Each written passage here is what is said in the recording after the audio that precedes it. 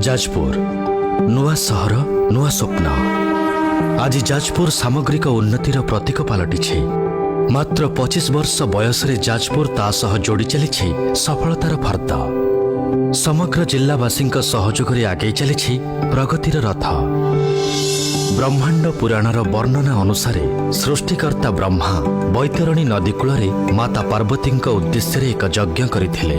आउ तांक स्तुतिरे प्रसन्न होई माता पार्वती सेही यज्ञ शिखारु आविर्भूता होई एही स्थान रे मां बिरजा भावरे अवस्थान कले।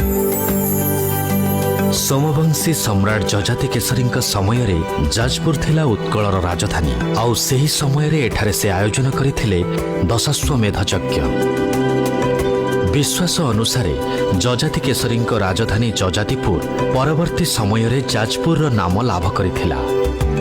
समयर चक सह एही सहर ओडिया संस्कृति और परंपरा को नहीं आगकू गढ़ी चलिला। भारतीय स्वाधीनता संग्राम रे मध्य जाजपुर भूमिका थिला खूब गुरुत्वपूर्ण। बरीर आश्रम ओडिशा रे स्वाधीनता संग्राम अन्यतम एंतुड़ीशाला थिला।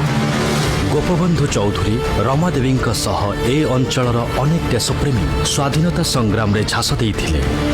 तेबे सेही ब्रिटिश शासन समय रे ही जाजपुर पई आसीथिला एक सुसंवाद। 1869 एप्रिल 1 तारिख दिन प्रतिष्ठा हैला जाजपुर पौरपालिका। जो अनुष्ठान एहा मध्यरे 150 वर्ष अतिक्रम करि सारिलानी। समय सुरे जाजपुर देखिछि सकाळर शुभ्रता पुणी अपराह्नर अपछाया। पुणी जाजपुर पई आसे परिवर्तनर पर्व।